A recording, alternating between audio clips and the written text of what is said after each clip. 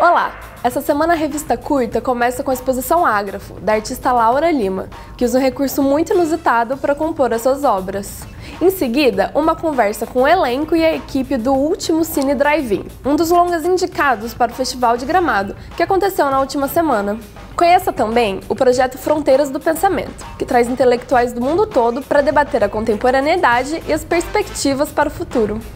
E para fechar o bloco, a banda paulistana Bexiga 70 vem trazendo seu som bem brasileiro e muito animado.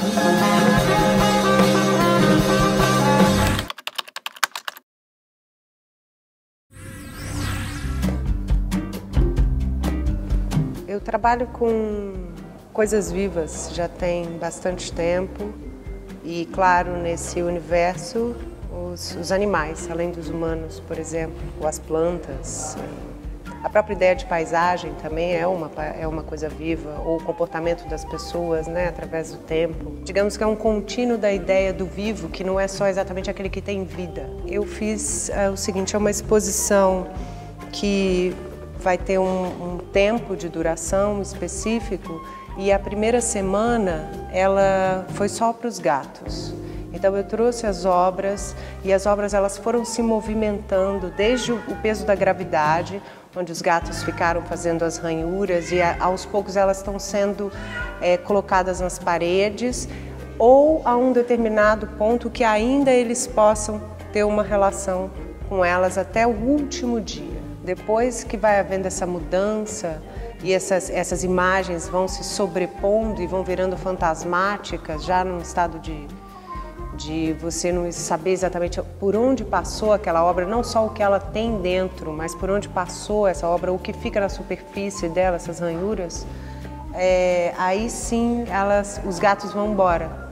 E aí sim a exposição fica só para os humanos. Por isso que a exposição ela até se chama Ágrafo, porque você não tem exatamente a grafia daquilo que tem dentro e também as ranhuras dos animais, elas também produzem uma espécie de pergunta, que tipo de grafia é essa? Porque qualquer relação com esse tipo de ser vivo é uma relação atribuída dos humanos, você não entende exatamente o que é. Então essa questão do não entender, do não construir essa grafia, essa linguagem, e isso passar de uma forma fantasmática pela obra que está sendo pensada, construída e decidida, quando ela está sendo feita, fez parte de um processo como lacunas necessárias para pensar uma obra de arte. Então, por isso que parte delas já é a relação de que pequenos vestígios que vão existir bastante sutis da presença deles aqui. Mas isso necessariamente não precisa ser dito. Afinal de contas, é uma exposição de uma não grafia, que não precisa ser contada como um sistema didático. As pessoas percebem as coisas assim como elas percebem diante de uma obra. Você não sabe exatamente por quanto tempo aquela obra viveu, o que aconteceu com aquela obra, o que passou na superfície daquela obra, ou o que está por trás dela, a história. Uma obra que hoje em dia talvez esteja no museu, ela talvez tenha passado um tempo na casa de alguém, e você não sabe exatamente se existe na superfície daquela obra algum tipo de coisa que não seja exatamente a que o artista fez. E que você hoje absorve como uma relação inteira, fechada, como uma questão máxima de grafia, né, daquilo que está pintado ou esculpido.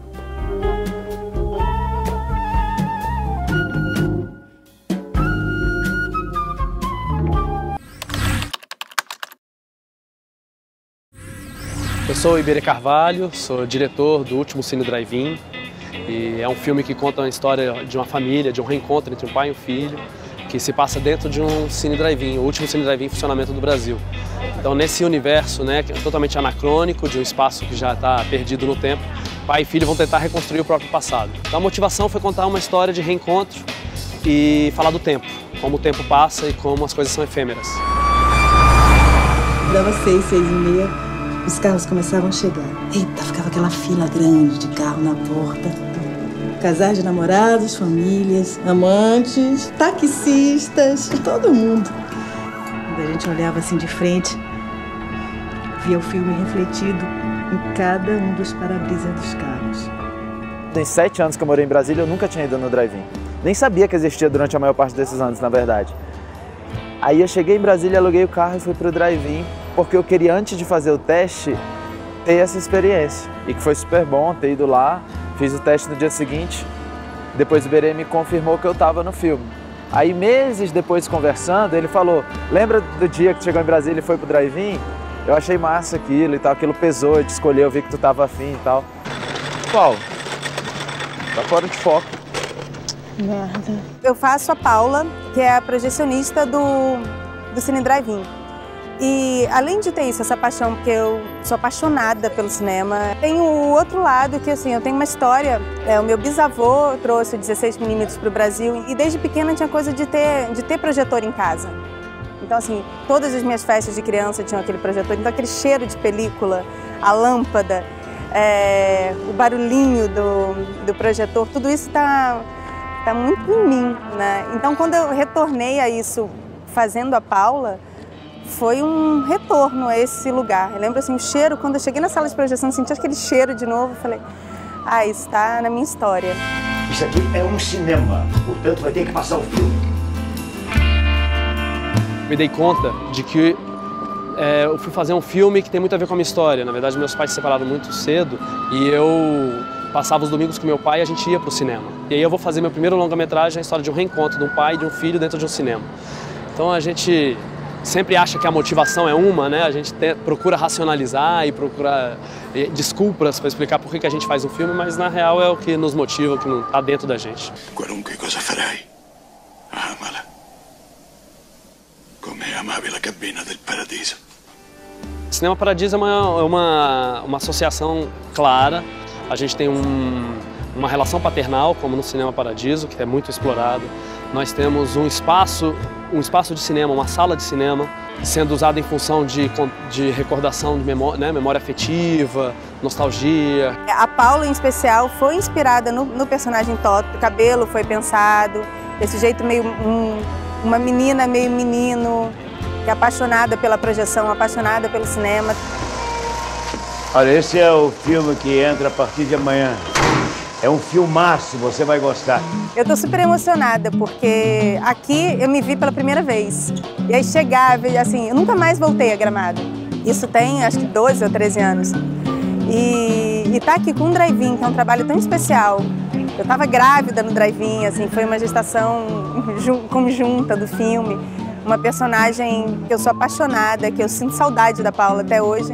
Então o filme está com uma carreira super bacana e Gramado foi para coroar assim, o final de uma carreira. E um pouquinho antes do lançamento vim para um festival tão importante como esse. Ficou bonito, né, moleca? Ficou assim, ó.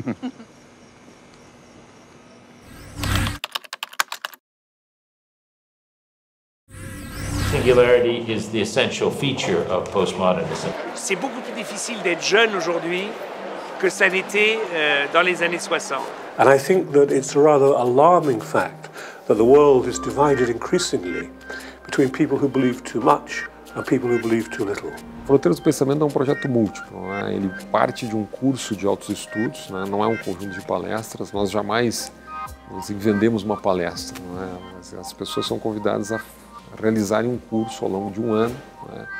Geralmente são 8 a 10 conferências, dentro de uma temática, dentro de um projeto curatorial, de uma pergunta que é feita aos diversos conferencistas, né? E a partir deste curso de altos estudos se produzem uma série de produtos, né, culturais, né?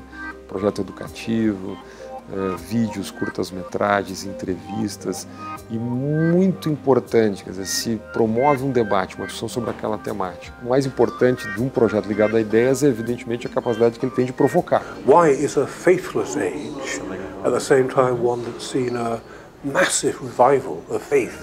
Fronteiras não procura oferecer uma resposta aos problemas. O importante é provocar um conjunto de ideias, aproximar o mundo da academia das discussões que a sociedade faz. Fronteiras trouxe como convidados mais de 150 intelectuais globais, brasileiros, estrangeiros, latino-americanos, europeus, nomes como Tom Wolfe, nomes como Wim Wenders, como Richard Serra, tanto na área das artes, nas áreas das ciências, na filosofia, na história. Todos os autores que são convidados, conferencistas, intelectuais, assinam um contrato, né, onde se prevê a produção de um documentário, de uma entrevista, de um filme. Quer dizer, a ideia é que não se restringe apenas a uma conferência. Os vídeos mais difundido, que teve mais visualizações do Fronteiras, foi a entrevista que nós fizemos em Leeds, na Inglaterra, com o Zygmunt Bauman, né? Que pelo tom, talvez por aquele momento vivido por ele, após a perda da esposa, etc., talvez pelo dia, foi uma entrevista muito tocante. You can't be individual in a tyrannical society, in a totalitarian society. You are not really individual. It must be a cooperation of the two autonomies with each other. Na minha visão, nós poderíamos abrir muito mais espaço para a produção intelectual na América Latina, que nós conhecemos muito pouco. E a produção de imagem, sem dúvida nenhuma, é um caminho nessa direção, uma possibilidade nessa direção. Desde o início, nós fizemos questão de fazer as legendas em francês, em inglês e em espanhol. E já conseguimos, de alguma maneira, estabelecer uma certa audiência global, ainda muito tímida, né? Agora que o projeto possa crescer em duas direções. Primeiro, que ele possa atingir outras cidades. Não sei se esta equipe que está no projeto fará isso, né? Seria muito interessante que outras pessoas se envolvessem no projeto, que ele pudesse ser levado a outras capitais brasileiras, talvez no futuro aos países vizinhos, nossa, a Argentina, o Chile, a Colômbia, o Uruguai. Acho que a aproximação cultural desses mercados, né, da América Latina, plano cultural, seria muito importante, seria muito bem-vindo, né?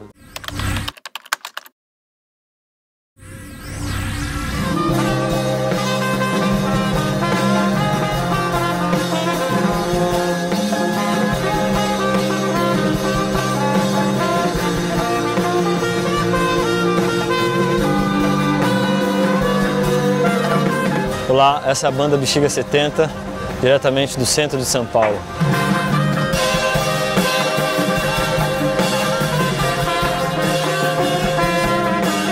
A banda Bexiga 70 surgiu em meados de 2010. Foi um encontro de diversos músicos que já atuavam na cena musical paulistana. 2 deles trabalhavam no Estúdio Tractana, no tradicional bairro do Bexiga, na rua 13 de Maio, número 70. E foi esse estúdio que permitiu diversos encontros onde as pessoas botavam suas ideias, influências musicais em prática, e surgiu uma banda que acabou sendo chamada de Bexiga 70, pela localização, pela afinidade com o bairro e tudo mais. A banda ela se propôs desde o começo a tocar um som que tivesse a ver com música negra, e particularmente a música que saiu da África, foi para outros lugares do mundo e gerou novos ritmos e novos gêneros a partir dessa diáspora e dessa viagem. E aí a gente começou a ter consciência que o nosso som é muito brasileiro, apesar de ter influências da música negra do mundo inteiro. A nossa viagem no final é fazer música brasileira, instrumental, para dançar.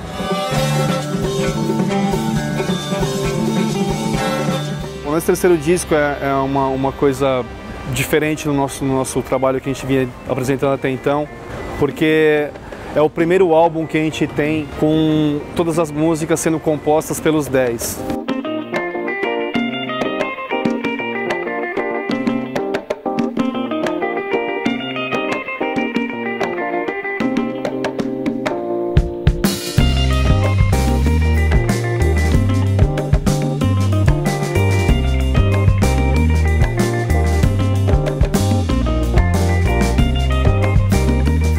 Tem 2 músicas bem emblemáticas dessa nossa fase do trabalho que eu queria destacar. Uma chama Lembe, que é uma música que tem muita influência do tipo de som que a gente aprendeu a fazer no Marrocos, quando a gente foi tocar lá e fez várias oficinas com músicos de lá.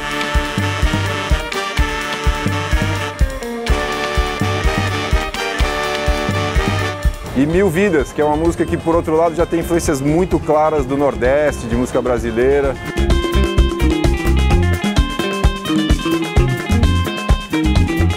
Se você curtiu o som da banda, é só visitar nosso website ou então procurar nas mídias sociais como Facebook. Valeu!